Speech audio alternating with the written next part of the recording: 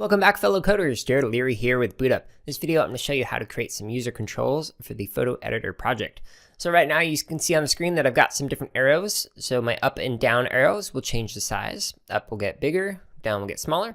And my left and right arrows are going to change the angle. So it's going to turn by 5 degrees, either left or right. So let me show you what that does. If I press left, it makes the picture move to the left. If I press right, I can make it move to the right. If I press up, I can make it so I can zoom into my picture. And if I press down, I can make it so I can zoom out, make my picture smaller.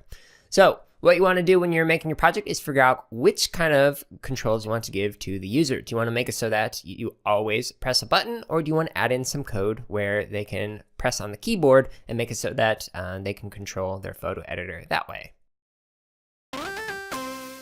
Hey everyone, if you're watching this on YouTube, go ahead and like, comment, and subscribe. If you're not watching us on YouTube, you can find us on that platform as well as other social media outlets by searching for BootUp PD.